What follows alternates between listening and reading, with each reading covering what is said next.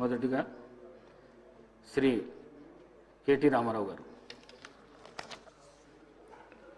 అధ్యక్ష, appropriation bill మీద, ద్రవ్య వినిమయ బిల్లు మీద చర్చలో పాల్గొనేందుకు అవకాశం కల్పించినందుకు ముందుగా మీకు ధన్యవాదాలు అధ్యక్ష. అధ్యక్ష, మీతో విజ్ఞప్తి అధ్యక్ష. ఇప్పుడు సమయం 2:16 అవుతోంది అధ్యక్ష. మాకు తెలుసు అధ్యక్ష, ఇక్కడ బిల్లు పాస్ అవ్వాలి, తర్వాత ప్రభుత్వం కూడా కౌన్సిల్కి వెళ్ళాలి. కౌన్సిల్లో కూడా కొంతమంది సభ్యులు రిటైర్ అవుతున్నారు కాబట్టి అక్కడ కూడా వారు పాస్ చేసుకోవాల్సిన బాధ్యత వారికి ఉంటుంది. మాకు అవగాహన ఉంది అధ్యక్ష. తమరితో ప్రార్థన, దయచేసి అంతరాయాలు లేకుండా మంత్రుల వైపు నుంచి కానీ లేదా సభ్యుల వైపు నుంచి కానీ దయచేసి మాకు సహకరించాల్సిందిగా మీతో ప్రార్థన అధ్యక్ష. అధ్యక్ష, భారతదేశంలో రాష్ట్రాల ఏర్పాటు అనేది 1952 నుంచి 56 నుంచి కొనసాగుతూ వస్తుంది అధ్యక్ష.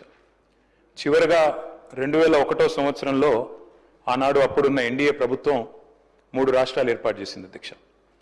తర్వాత ఆ ఏర్పడ్డ 3 రాష్ట్రాలు, జార్ఖండ్ కానీ, ఛత్తీస్గఢ్ కానీ, ఉత్తరాఖండ్ కానీ, ఈ 3 కూడా ఈ 2.5 దశాబ్దాలలో ఇంకా కూడా బాలారిష్టాలు అధిగమించలేదు అధ్యక్ష. ఇంకా కూడా ఒక రకంగా చెప్పాలంటే they are going through teething pains. మొన్ననే సెక్రటేరియట్ కట్టుకున్నారు, మొన్ననే అసెంబ్లీ కట్టుకున్నారు, ఇంకా కూడా బాలారిష్టాల్లో ఉన్నారు అధ్యక్ష.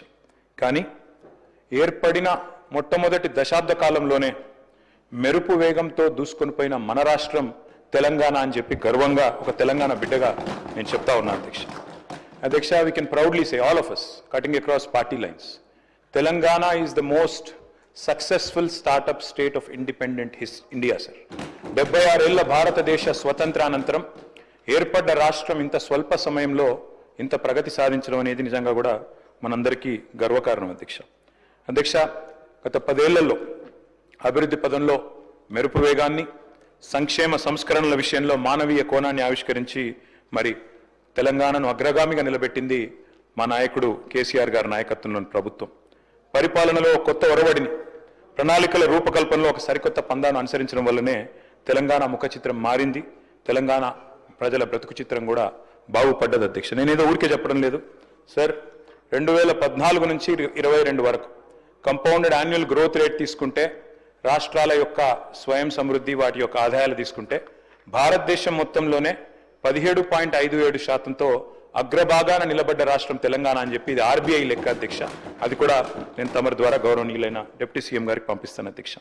అధ్యక్ష, మా లక్ష్యం ఒకటే అధ్యక్ష, మా పార్టీ లక్ష్యం తెలంగాణ కోసం కొట్లాడిన వాళ్ళం, తెలంగాణ కోసం 14 ఏళ్ల పాటు పోరాటాలు చేసిన వాళ్ళం, తెలంగాణ కోసం అందరినీ ఐక్యం చేసి ముందుకు పోయిన వాళ్ళం అధ్యక్ష.